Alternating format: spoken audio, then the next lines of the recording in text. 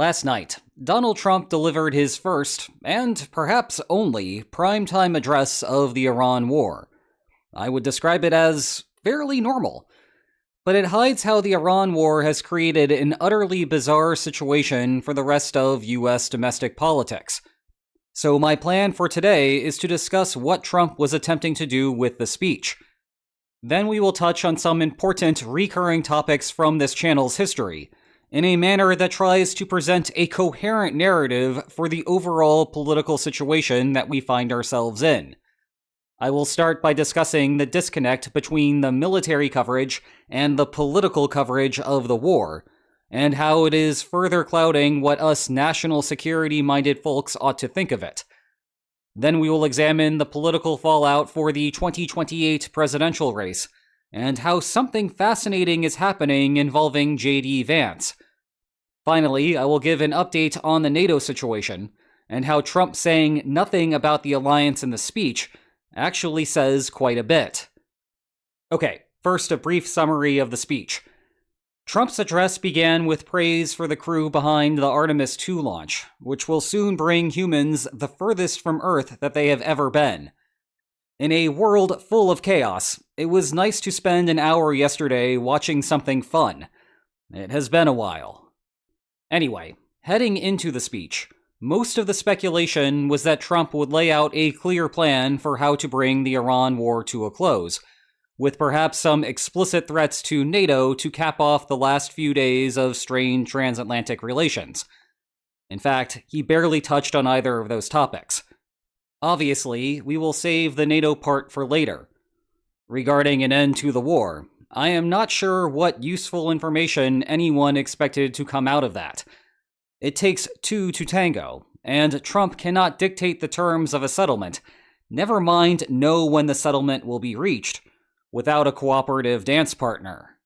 Instead, the address centered on Trump making the case for the war more generally, putting aside the standard stretching of claims that you would get in any speech like this.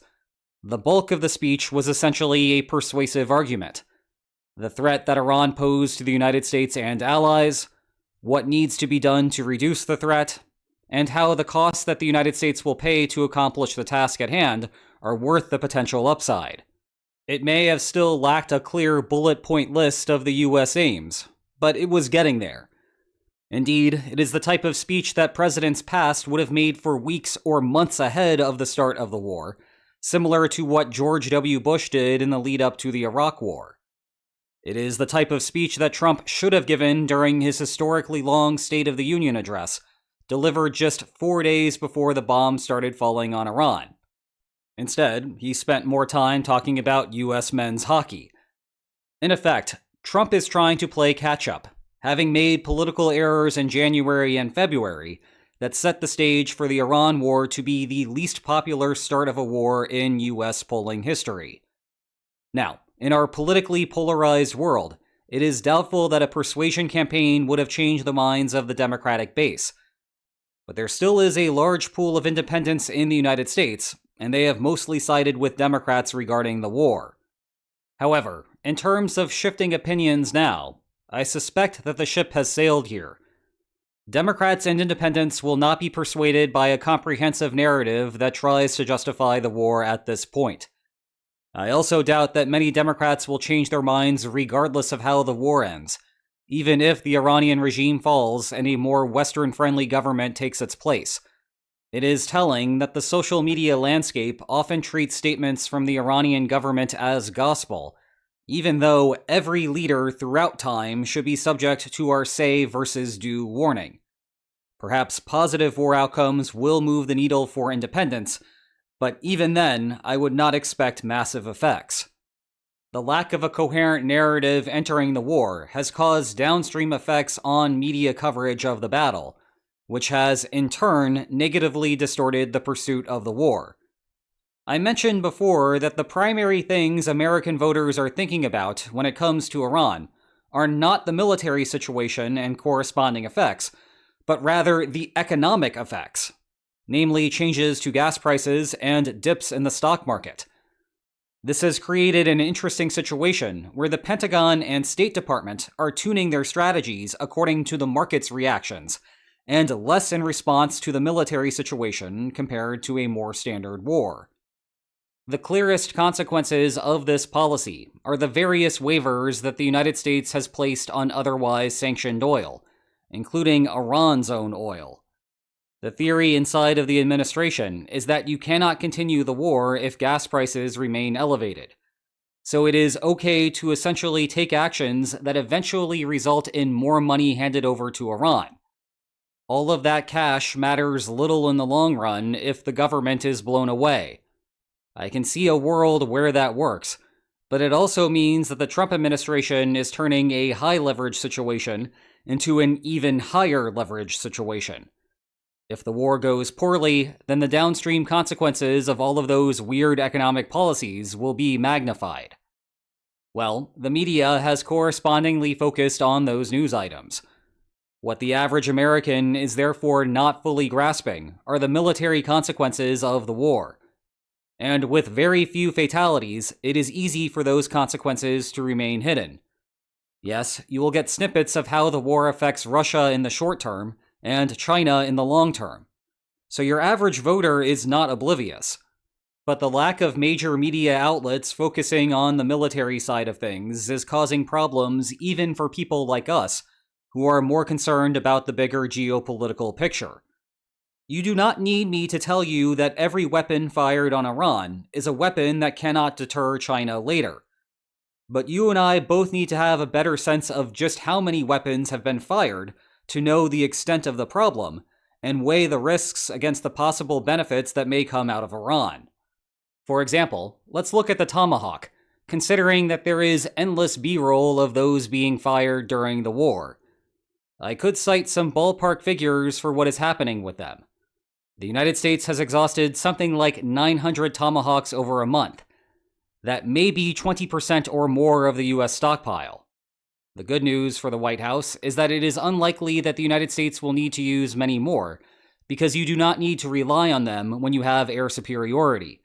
You can switch to JDAMs, which are cheaper, plus the Pentagon effectively has an endless supply of them. However, the United States has only been procuring 90 new Tomahawks each year, though the Pentagon believes that production lines could expand to more than 2,000 annually without too much strain. And that is basically what I can tell you about that, with a major caveat that I would not trust any of those numbers. A lot of that is speculation coming from people like me, who are informed about the general situation, but not privy to private facts. If we really wanted reliable information here, we would need the larger media outlets to focus their investigative reporting efforts in that direction. And they do to some extent, which is part of how I could give you those figures. But they are not investing heavily in that side of the story, because it is not the side that Americans care about. And, fair enough, affordability is a major issue, and it has a clear impact on Americans' daily lives right now.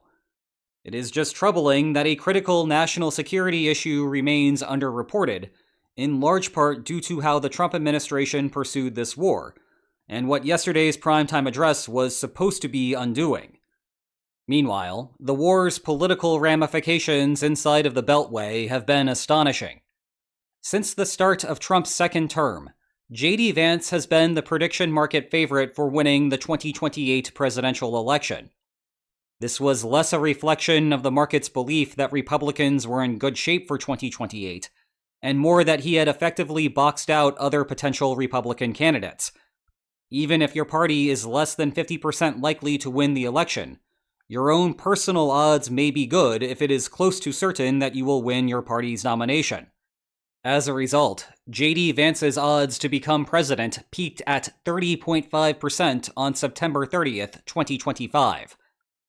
However, the start of 2026 was rough for Vance, again less a reflection on him and more about the Republican Party in general. It turns out that ice on the streets will cause your numbers to slip. But it was the start of the Iran war that caused his numbers to enter freefall. On February 27th, his odds were 23.1%. Fast forward to today, and he is no longer the most likely next president of the United States. Now it is Gavin Newsom, edging Vance 19.2% to 19.0%. This is now a combination of two effects.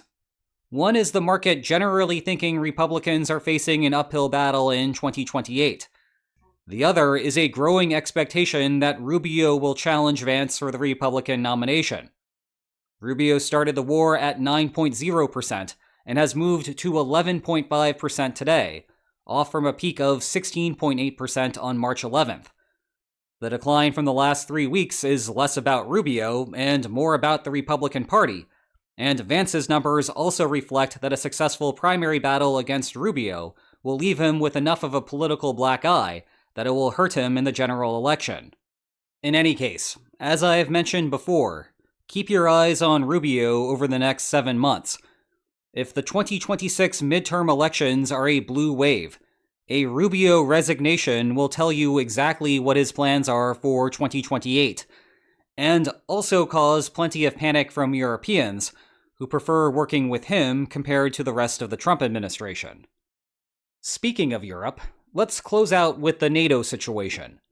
Remember, earlier in the week, France and Spain closed off their airspaces to U.S. aircraft that were ultimately headed to the Gulf.